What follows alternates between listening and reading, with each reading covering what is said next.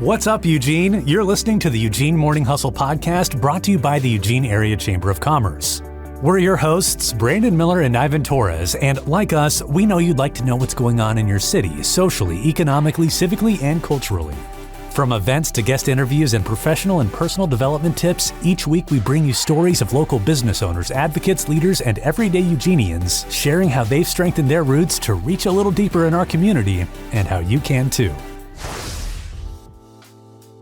Welcome back to the podcast. On today's episode, we have the Eugene 4J School District, and we've got Andy Hawk here, who's going to tell us about a new program they have and also introduce his guests. So our program is called CALCI, the Center for Applied Learning and Community Impact. And we're a brand new program in 4J that is applied learning and career-connected learning all put together. Our program represents half of a student's schedule for 11th and 12th graders, and they're designed to help give students a competitive advantage as they head off into the world of work or college or post-secondary education of any kind. I brought with me two of our lead teachers.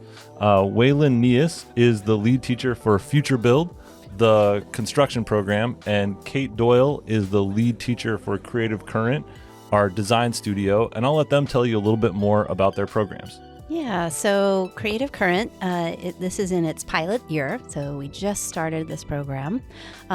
It is a 4J design studio, and the students went through the process of naming it Creative Current and then branding it, so they developed a logo for it. We serve the community with design and digital media support. So we have myself, a graphic design teacher, we have a digital media teacher, we also have an English teacher, and we can offer the community anything from branding, poster design, t-shirt design, web design, video production, you name it. If it falls under the world of design, we can try and do it. Once again, I'm Waylon Neas. I'm one of the teachers for our Future Build program. Our program is a comprehensive construction program. It encompasses students from all 4 schools in the district. Our main focus is on the technical skills that go into the trades, exploring all the different career opportunities that are involved in the trades, and a huge focus on just professionalism, employability. The one thing those things on their own are incredible. They're great skills, very important for our students. But the one thing that sets apart what we're doing is all of the projects that we work on are based on right now, all of our projects are going towards the homelessness issue in our community. We're working on building transitional housing to help people transition out of homelessness. We have built sheds to help people store their belongings, victims of wildland fires, or the forest fires we've had. We're currently working on a tiny house, which will actually be someone's entrance into home ownership, home equity. Wow. Last year, we worked with one of our industry partners, Miley Construction, to build a house for a low-income family who took ownership of the house this year, which was very exciting. And it's just, we're really focusing on giving these students a competitive advantage as they leave high school and enter the real world. Yeah, that's our signature. Our signature of all of our programs is that students in our programs will do projects that serve or solve a community need in Eugene. So we're trying to get them out of their high schools into a professional environment where they're trying to make an impact in the place that they live. Yeah, so the students that come to Creative Current are actually coming to a studio downtown. We're housed in the former Concentric Sky building. And when they come into the studio, they are no longer really high school students, they are designers.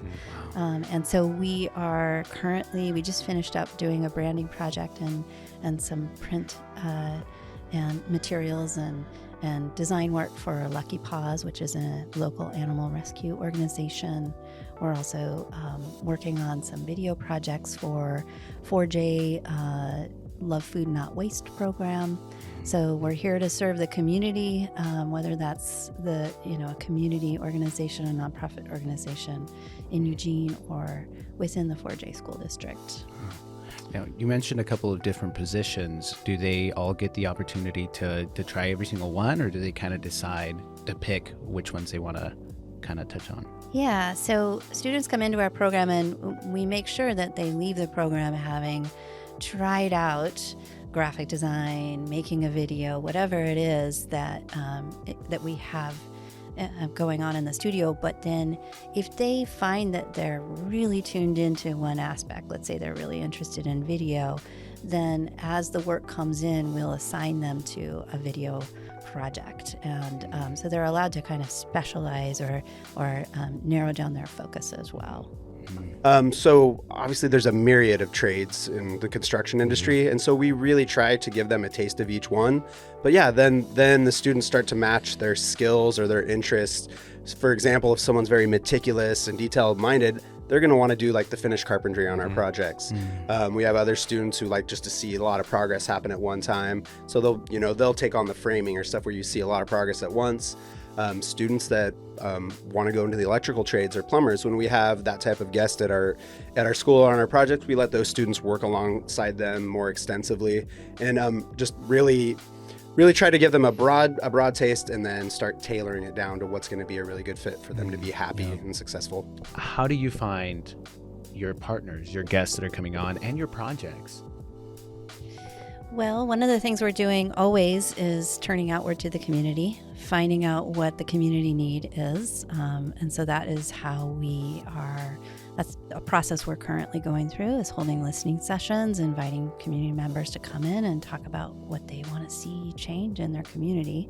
So that's one way that we can determine where we put our energy. And yeah, that's also how we would gather community partners. And I'm finding that as I reach out more and more, because for the Work in Creative Current, we have community partners for every single project. So it's not only the client that is a partner, but it's also, I'll pull in a professional designer to help us work on critiques for the logos we're designing, or share about how they work through a design process. And it's interesting because at first it was kind of hard to reach out to those professionals and ask them to come in. But now that I've done it, and now that they've come in and they've found out that it's actually quite enjoyable, it feels really good to work with the students. It's getting easier for me to reach out, and it's also, I think, growing. There are more people interested in helping our little studio function and grow and support those students. And this is a great outlet here to be like, whoever's listening that fits in some of those realms, whether it's in the construction field or the design field, reach out. This is a good opportunity to give back to the community and share what you know. Yeah, like Absolutely. we said, we're not coming with our hand out. We want to work with the community on projects that matter to them. So that's been a really powerful part in recruiting partners for us, is when we were able to identify things like homelessness and a specific need around transitional housing, and develop a program where we can meaningfully contribute to that, that body of work helps draw new partners into our space. So sometimes we find partners because they see our work and get inspired, but we're not ready to just sit back and let that happen. Like Kate said, we're actively recruiting new projects all the time. It's been neat to see it in the second year of Future Build, now that we have a body of work. And so as Andy said, now all of a sudden we have people coming and finding us. And that has just been exciting, because when people see you making positive and see youth making positive impacts in the community, they want to get behind that. They want to support that and get involved with that. Another part that has been just fortunate from Kate and I coming from industry is we know a lot of people, professionals from our career, working as professionals ourselves, and so that we have great relationships with, and for them it's a double-edged thing. They want to come help. They want, it makes them feel good, but also they want the young talent that that we're helping teach and develop, and so it's a win-win. And once you start to build build that network, it just continues to grow. And so and it's just invaluable having that industry, those people in our classroom for our students, not only for the quality of work, but the expectation it sets and just the networking and career opportunities it leads to. I was just going to ask, like, what does that do for the student, bringing in the professionals into the classroom so they can get, their feedback straight onto the projects they're working on? It makes it so much more authentic than something hypothetical. The teacher that they see every day who's always encouraging them, telling them the same thing, versus coming in like someone outside from industry that's doing this in the real world every day and then giving them feedback. It's tremendously more impactful and more valuable. Yeah, I sometimes feel like as a teacher that really I do sound like the Charlie Brown teacher, and it's just like wah, wah, wah, wah, wah. And when an industry partner comes in and talks to the students, it's totally different. But also the students get really nervous before they come in. There's an edge, like when you're preparing a logo presentation and there's going to be a professional designer that's going to come in and look at it. Yeah. There's a edge to it. They work harder on it. They want it to look right. They're nervous. And that kind of exposure is actually really good for them. Just think about them going forward and doing a job interview. They're going to have that experience of showing their work to a professional, showing their portfolio to a professional, and having those nerves and learning how to work through it and learning that actually they're really nice and they give you good feedback. And it's crucial to our programs that we have those industry partners coming in and working with our students, and that as teachers, I feel like I'm more just like a kind of a project manager. Yeah. I'm just like I'm the coach in the background that's like cheering them on, but it's the industry professionals that are teaching them. And I suppose the industry professionals, the other kind of added thing is that they're teaching the best practices, right? So kind of preparing the students to enter into those fields with the right information and not, having to unlearn things, right? And say, no, this is kind of the way it is in the real world. So you're set up for success here. It's not like you have to unlearn things when you leave school, right? Well, and speaking of the real world, I think it's also really powerful to acknowledge that because the students are doing authentic, real projects in the city that they live in, there's a deep motivation in that too. We hear from our students like, no, that's not good enough. Someone's going to live in this thing. We got to go back and do that over again. Or, we can't wait till tomorrow. Your image needs to be done today because the client's going to be here tomorrow. And that kind of authenticity changes the way students feel about school. Yeah. So much of school is abstract. So much of the audience is just one teacher or just the report card that's going to come out at the end of the semester. The work our students doing is immediate, is urgent, and it matters. Students care about that. They really are invested in making a difference. Well, and it sounds like you brought up a good point, which is accountability, right? I mean, yes, it's huge. Yes. And a lot of kids don't learn that until way after school. And it's authentic, like if your building's not waterproof, it ain't gonna last very long. Yeah. Exactly. Many of us don't reach that kind of authentic consequences for our work until much later in our lives. And introducing that earlier into our students is really super powering the classes that they're taking. How do kids get involved? So our programs have no prerequisites. Historically in education, there's often been gatekeepers for how students get into the most exciting programs. You have to take this class and this class and this class before you can take the class that you want, or you have to be at this math level, or you have to have gotten this grade in this previous class. It's really important to us to create open access to everybody for these classes. It puts a lot of pressure on our teachers to be able to serve students with a diverse amount of skills, but we have teams of teachers in each of these programs, and that really helps with that. So any student who's going to be an 11th or a 12th grader in any of the high schools in 4J has access to any of these programs. They can register for them the same way they do other classes. But we need to acknowledge that these things are new, and it takes really real courage to leave your home high school and go try something in a new place with new people. So, if people look up our information on the 4J website, you can look for our program. It's called CALCI, CALCI. they can find emails or phone numbers. Reach out with questions. We're happy to take students on tours of our facilities, to bring them to shadow for a day in our programs. And another great spot to learn more about these would be to come to our showcase, where you can see the kind of work that students are doing, and meet the teachers and have conversations there.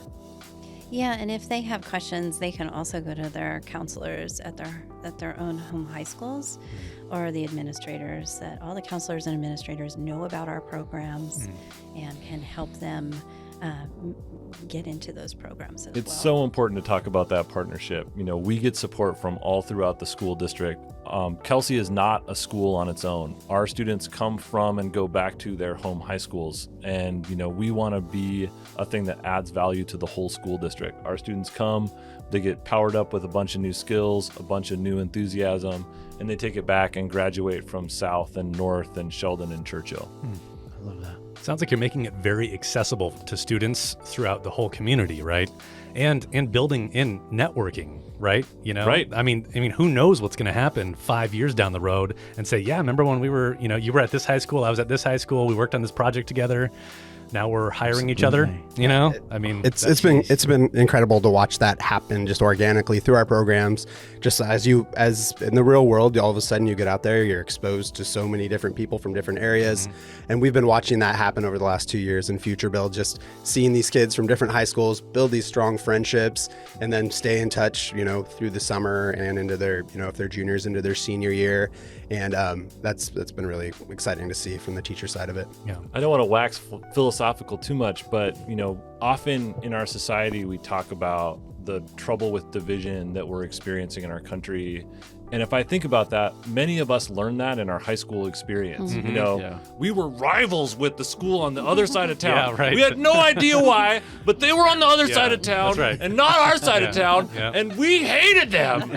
And Football games. Right. Yes, I remember. In our programs, those false barriers are broken down instantaneously. Yeah, right. Like they walk in and you're no longer a North student or a South student or a Sheldon student or a Churchill student. You're a Future Build student or a Creative Current student.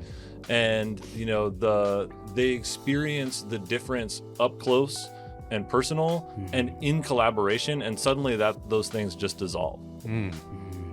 I was really thinking about, one of the things that the Chamber of Commerce, and they also have a program called the Eugene Young Professionals program as well, which is really, one of aspect is it's about keeping, young people in the city, right? And keeping them engaged in the city. And I see these programs here as like a way to be like, well, of course, this is why I want to stick around after college. This is why I want to stick around after high school, because I'm doing something so meaningful, right? Yeah. I don't have to go, to another state or another city to find that. Well, and you talk about keeping people local. We're so grateful for the partnership we have with our community partners, but they're also interested in coming to our programs to recruit directly out of our programs. Wow. In fact, Waylon can tell you. You want to talk a little bit about what happened with your student last week? Which one? The Chamber's construction story? Yeah, so it's fantastic. So once again, another big part of our programs are that career readiness, not just the actual hands-on learning, but we spend a lot of time working on resumes, cover letters, filling out applications, and then also we had a very intensive mock interview process. We brought in our industry partners. So it was the industry partners that were doing the interview, the actual people that are hiring in our community. And just today, we had 2 carpenters from Chambers Construction that came into our class, working alongside our students on our projects.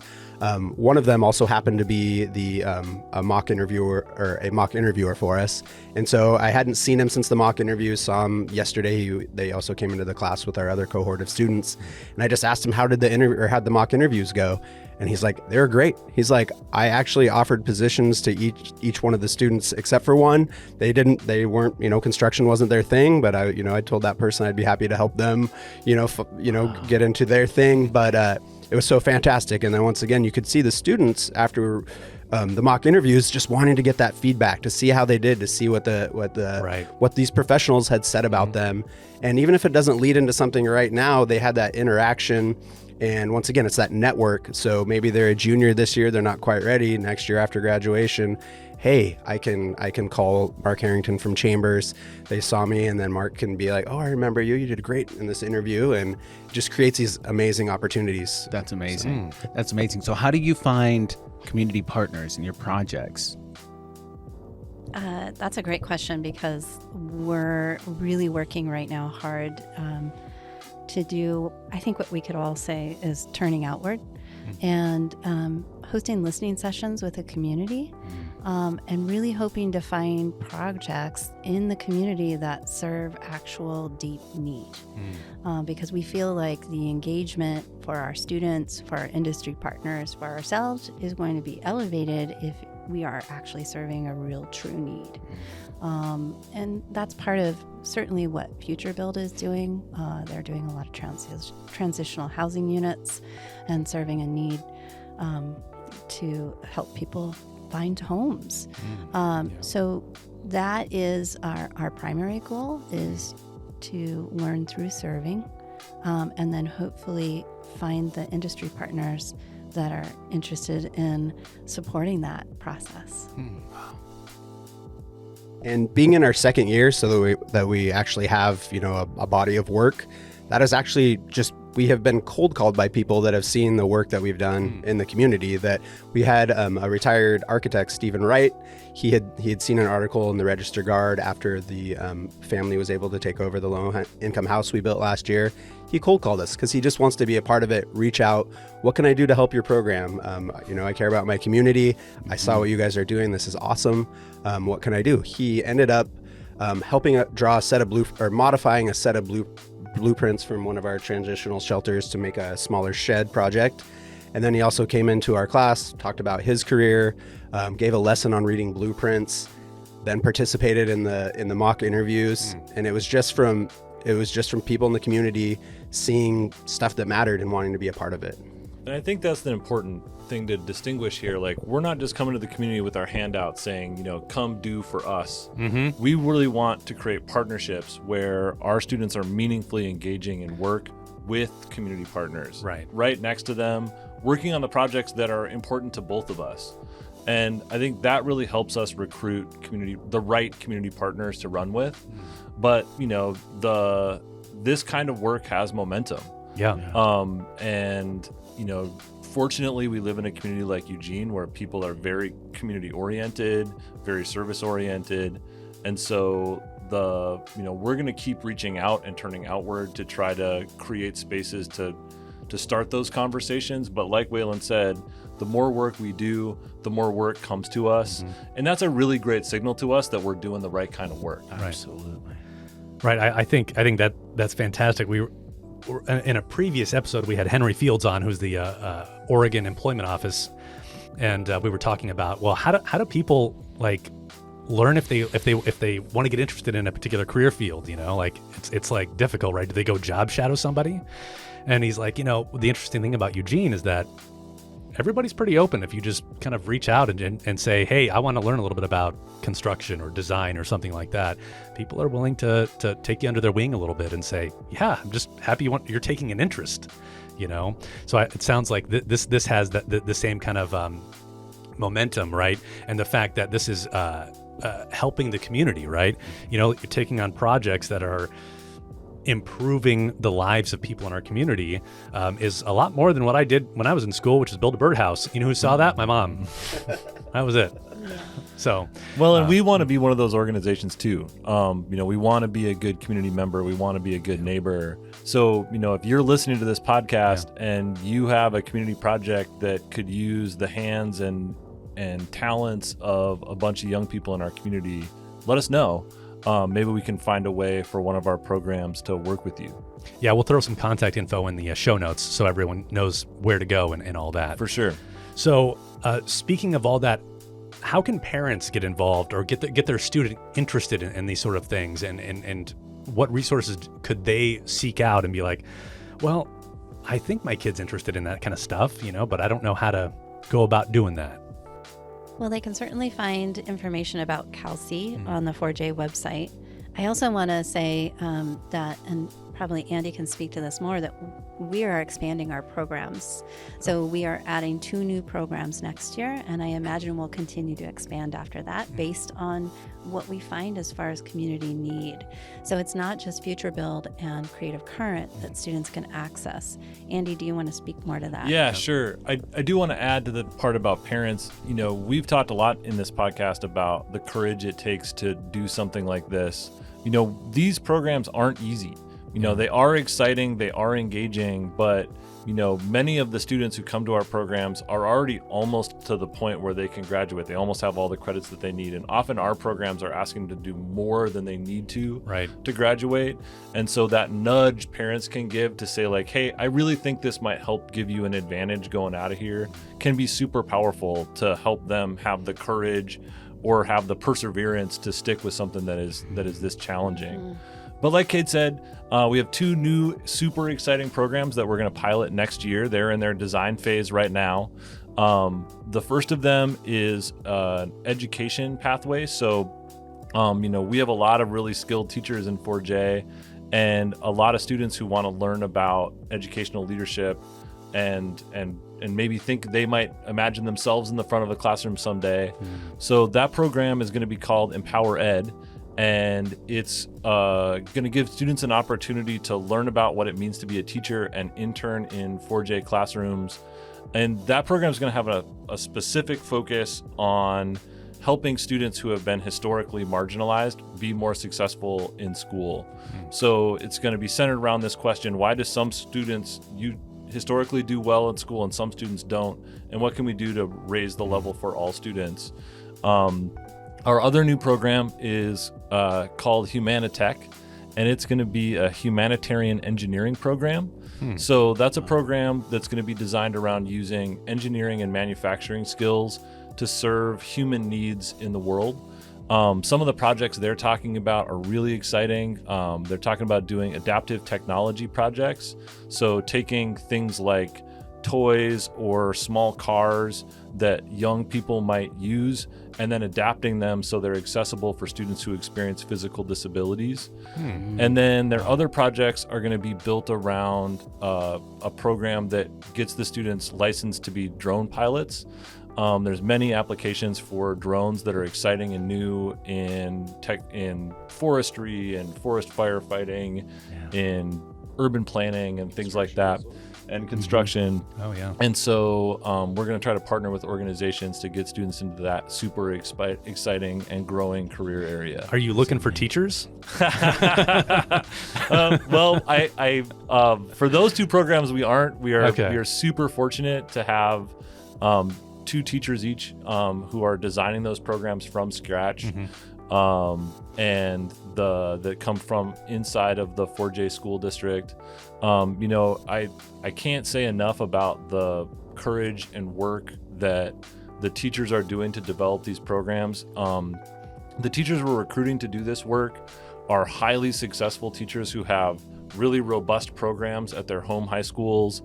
And they're leaving the safety of that thing that they've built to come and be these intrepid explorers in this new kind of education space that's asking them to work in totally different ways than they've worked in the rest of their career. It's asking them to collaborate in integrated teaching spaces, to team teach large classrooms of students, and to do the very risky thing of taking students out of the safety of a classroom and into the community and, risking all of the emergent things that might happen in that space. So, it's easy to imagine all of the great benefits of that, but we need teachers who, all of the teachers who are doing this are veteran, super magical teachers who are taking that risk to do something new. And so, I can't say enough about the humans who are doing this work are the most powerful part of what makes this work happen. Wow. Is there a cost for students to go through this? Nope. All these programs are totally free. We provide transportation to and from a student's home school every day. Wow. And our students are equipped with industry level tools to do the work that they do. So and I think Waylon has something to say about that too. I'm just excited because we'll take it out a step further. So our seniors who complete the program, we actually outfit them with their own tool belt with like industry standard set of hand tools. Our students last year, when we were working at the actual job site, we provided them all with work boots. So these students graduate at 18. Those that want to go into the trades, like, once again, they have that competitive advantage that Andy was talking about. Despite their experience, they show up, they've got the proper attire, they have a bunch of tools, which an employer knows they don't have to buy for them. And so that's just something really exciting about the program too. It's more providing opportunities, once again, getting rid of those barriers. Our construction program, and I believe your class also articulates with Lane Community College, which means our students are actually able, free of cost, to get college credits as part of our program. If they want to go in the trades, they'll have a head start on that, getting apprenticeship and construction credits through LCC. So it's the opposite of the cost. It's just a lot of benefit. That's fantastic. I mean, when I was when I was 24, I joined the Carpenters Union, and I didn't know a thing about it, and I went to Harbor Freight. And I outfitted myself in the most dorkiest tool belt, and every tool broke the first day. And had I been in a course in high school that taught me all the right things to do, I wouldn't have looked like, a noob. So that's fantastic. I'm glad you're doing that. It's always fun when our industry partners come and see like the setup and how serious we are taking our building and the tools and that we're using, what they're using, but it's shinier because it hasn't been used as long. So and the students take pride in that, and it's just part of it. And when you use the high level tools, that it's just, once again, that expectation just becomes raised up again. Yeah. Both Kate and Waylon didn't start their careers off as teachers. Both of them came from industry, and I think it might be interesting to hear from both of you about how you feel like that impacts your teaching. Yeah, so I started out as a graphic designer and illustrator. I didn't become a teacher until much later in life, and I felt called to teaching, but I'm also really glad I had 20 years experience, and I still consider myself a graphic designer and illustrator. I always will. But what it gave me, after I just oriented as a teacher in navigating classroom management and what it means to meet a young person where they are and help them understand how to work through the curriculum I'm giving them. But as a graphic designer, I brought in the knowledge of working with clients and managing projects. And that's what teachers are doing. They're managing projects on a daily basis. And so it felt really natural to segue from industry into teaching. And certainly now in this program, I feel like I've found my home. It's amazing. Because I'm doing both, I'm still really in this vibrant community of designers in Eugene. And I'm working with these vibrant young adults who are aspiring to be designers. So it's the best of both worlds. Similar to Kate, I spent 15 years in industry as a general contractor, then as a journeyman carpenter, and then started teaching at the age of 40, which was, I always wanted to teach. And I have so much respect for teachers. I always knew how hard it was, but then it's just like anything else, until you do it, then you gain the utmost respect. So for me, it has the same thing. It's brought that authenticity of like, I've seen what it is like out there, and I want our students to see like what it's like, not the theoretical, but what it truly is like. It also has given us the advantage that I have a lot of industry partners that I had made friends with and relationships that, of course, want to help this next wave of possible employees and students, and also just because our projects are based on social issues in the area, that also brings people to the table that want to help. So it's been invaluable, I think, having that experience and that authenticity to bring to our program. Yeah. So you were speaking about, you mentioned earlier that you invite people to like a session to speak about your events, right? Do you have any of those coming up? Yeah, we actually have a showcase coming up. It's called 4J Forward. And I believe it's on Tuesday, May 14th. Did I get that right, Yep. Andy? Yeah. Tuesday, May 14th from 5:30 to 7:30. We're going to be at venue 252 in downtown Eugene. We'll have students from programs all across the district. So our CALCI programs will be there, but we will also have CTE students from all 4 of the high schools sharing their work, talking about their learning. That would be an amazing place to bring a student who is interested in these projects to meet teachers and see some of the work that students are doing. Wayland students are going to bring the tiny house that they're working on and show some of the progress that they're doing. Kate students will be there showing off the design work that they did with Lucky Paws. But we're also going to be doing community listening sessions there. So trying to get input from the community about projects that we might move forward on. And we have a couple of other treats. The culinary students from South Eugene will be there with free appetizers. So, all right, free food. So free food. I'm in. Come on down. So like we said, that's May 14th at venue 252. And this is open for everybody? Open to the public. We really want to celebrate the work that these students are doing. I mean, Absolutely. Too often, students who are in athletics or in the performing arts are sharing their work with the public, and they get the power of that public demonstration in their learning. But so much of the work that happens in schools is behind a closed door, and the only people who see it are a teacher and a student. Right. We want to open that up. Like Kate said, we're trying to turn outward. It's super powerful for our students to get to share their work. They get to sit in the role of expert in that space, and that can be the first time many of those students experience that. But it's also super important for our community to get to see the work that's happening in our schools and get an opportunity to celebrate the good work that those students are doing. So what's the ultimate goal? You got 4 programs that are going to be rolling out here in the next year. How do you find these programs? How many programs do you hope to have one day? So, we want to keep building until we meet both the needs of the student body in 4J and also the needs in our community. Like I said before, our intention is to be a really good neighbor.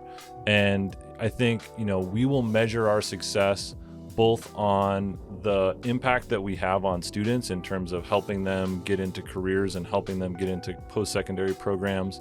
But also we're going to measure our success on how much impact we can have in Eugene in making a difference in issues like homelessness and other issues that are, hopefully making this a better place to live, a more robust community.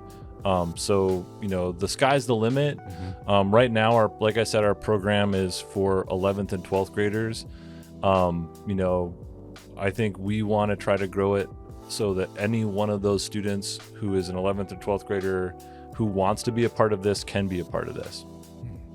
I would say, too, that in a higher level, ultimate goal, it would be to crack a window open in the world of education, to generate a little bit of a current in a different direction than what we've been doing all along. At least that's my personal goal. I mean, that's why I came into education. I also think that post-COVID, we've all gotten really used to being isolated. Yeah. And not knowing how to reach out and connect with other people. And so collaboration, connecting with community, connecting with each other, being part of something that is making a difference is another ultimate goal.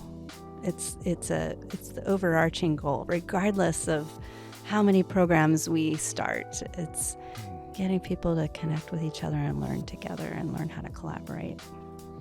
And helping schools connect to the community. Yeah. Right. Yeah, and moving that needle in the world of education, saying, can it look different? Yeah. What could we do? What are the barriers? How can we change things, erase those barriers?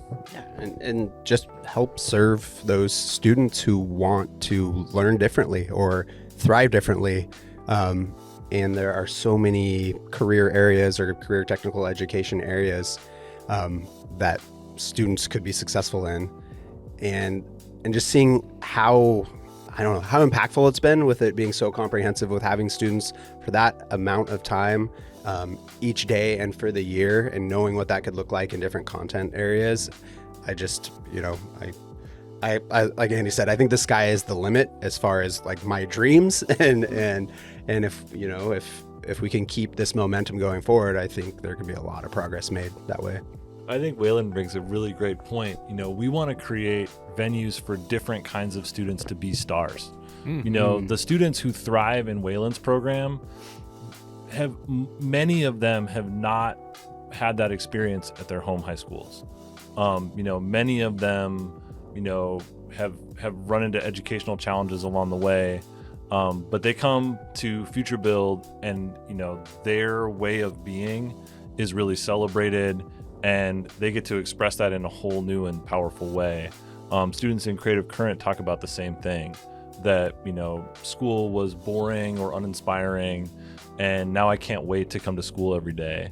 We hear parents talk about my kid comes home and talks about school.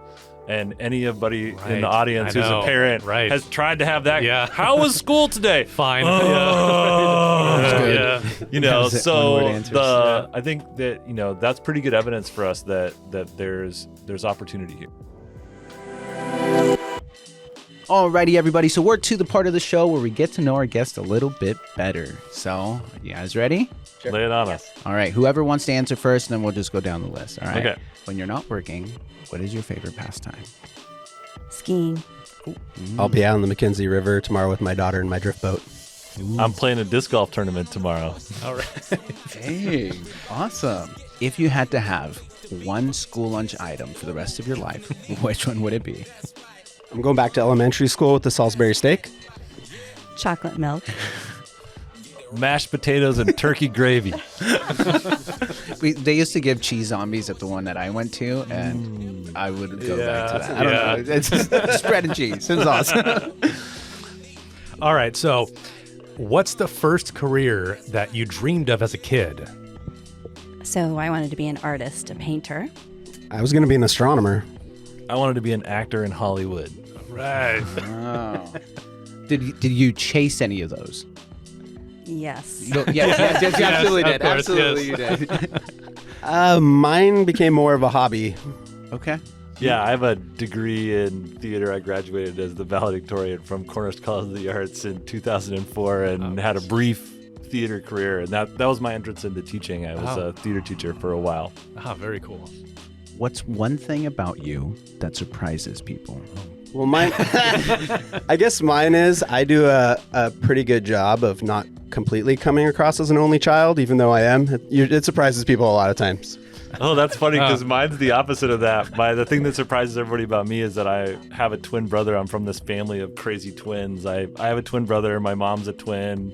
My mom's mom is a twin. So I'm in a long line of codependence.